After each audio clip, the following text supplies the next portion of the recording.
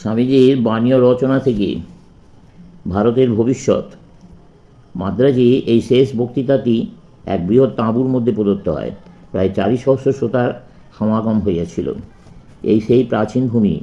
অন্য কোনো দেশে প্রচারিত হইবার পূর্বে তত্ত্বজ্ঞান যে দেশকে নিজ বাসভূমিরূপে নির্দিষ্ট করিয়াছিল, এই সেই ভারতভূমি, যে ভূমির আধ্যাত্মিক প্রবাহ জলরাজ্যে প্রতিবিম্বিত হইয়াছে।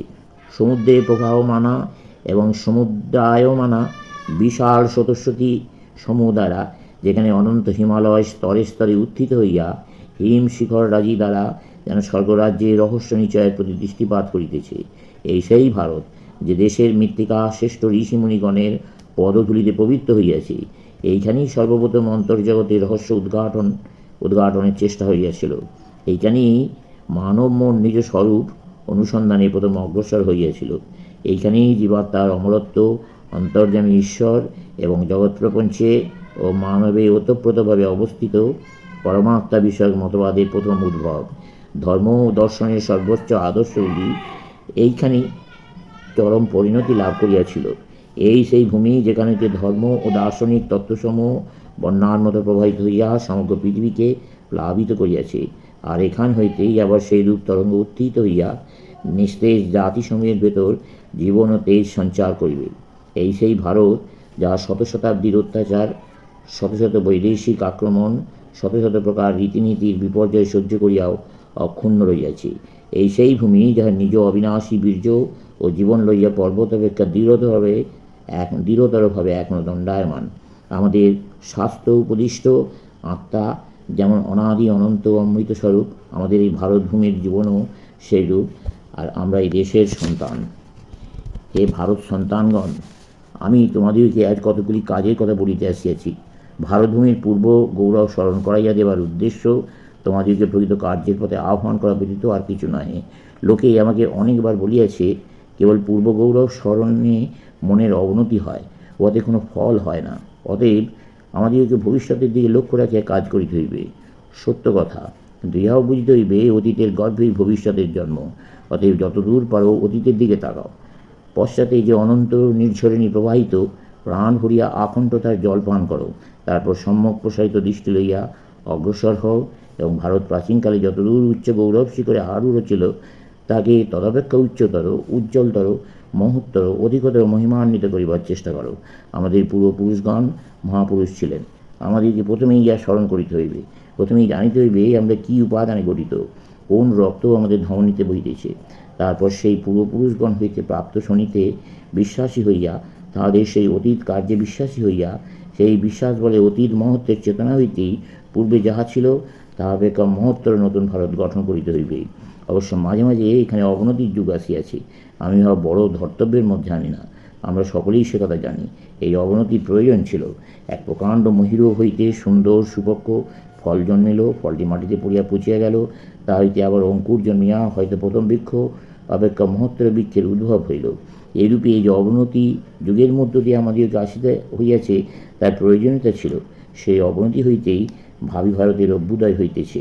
এখনই উহার অঙ্কুর দেখা যাইতেছে। উহার নবপল্লব বাহির হইয়াছে। এক মহান প্রকাণ্ড ঊর্ধ্বমূলম বৃক্ষ উদ্গত হইতে আরম্ভ করিয়াছে। আর আমি আজ তাহারই সম্বন্ধে তোমাদেরকে বলিতে অগ্রসর হইয়াছি।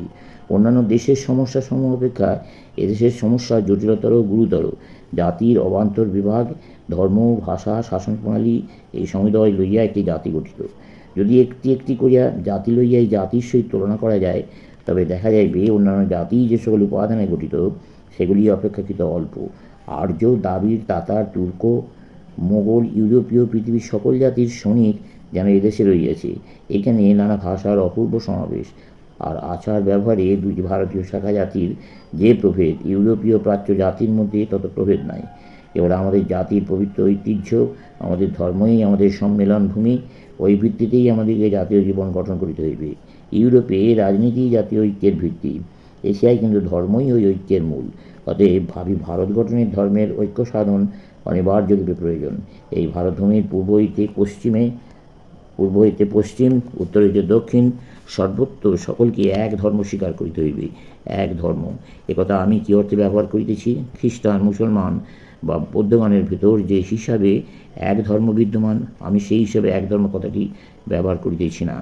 আমরা জানি আমাদের বিভিন্ন সম্প্রদায়ের সিদ্ধান্ত সমূহ যতই বিভিন্ন হয়েও, ওদের যতই বিভিন্ন দাবি থাকুক, তথাপি কতগুলি সিদ্ধান্ত এমন আছে যেগুলি সম্বন্ধে সকল সম্প্রদায় একমত। অতএব আমাদের সম্প্রদায় সমূহের এইরূপ কতগুলি সাধারণ সিদ্ধান্ত আছে, আর ওইগুলি স্বীকার করিবার পর আমাদের ধর্ম সকল সম্প্রদায় ও সকল ব্যক্তিকে বিভিন্নভাবে পোষণ করিবার ইচ্ছামতো চিন্তা ও কাজ করিবার পূর্ণ স্বাধীনতা দিয়া থাকি। আমরা সকলেই ইহা জানি, অন্তত আমাদের মধ্যে যারা একটু চিন্তাশীল তারা ইহা জানেন।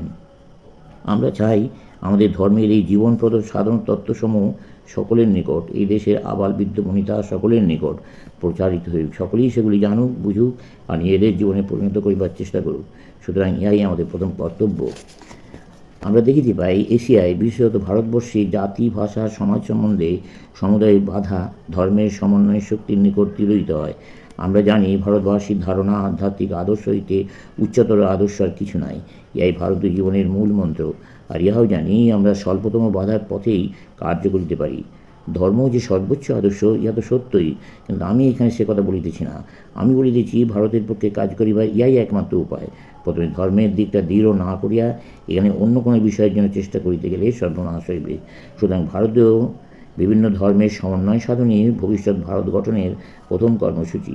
যুগ যুগান্তর ধরিয়া অবস্থিত কালজয়ী মহা চল হইতে এই প্রথম সোপান প্রস্তুত করিতে হইবে।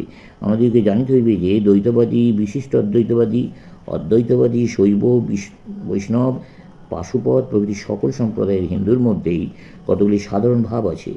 আর নিজেদের কল্যাণের জন্য, জাতির কল্যাণের জন্য আমাদের পরস্পর ক্ষুদ্র ক্ষুদ্র বিষয় লইয়া বিবাদ ও পরস্পর ভেদবুদ্ধি পরিত্যাগ করিবার সময় আসিয়াছে। নিশ্চয়ই জানি ওই সকল বিবাদ সম্পূর্ণ ভ্রমাত্মক। আমাদের শাস্ত্র ইহার তীব্র নিন্দা করিয়া থাকেন। আমাদের পূর্বপুরুষগণ ইহা অনুমোদন করেন না। আর যাহাদের বংশধর হইয়া আমরা দাবি করিয়া থাকি, বংশধর বলিয়া আমরা দাবি করিয়া থাকি, যাহাদের রক্ত আমাদের শিরায় শিরায় প্রবহমান, সেই মহাপুরুষগণ অতি তুচ্ছ বিষয় লইয়া তাহাদের সন্তানগণের এইরূপ বিবাদ অতি ঘৃণার চক্ষে দেখিয়া থাকেন। চলবে।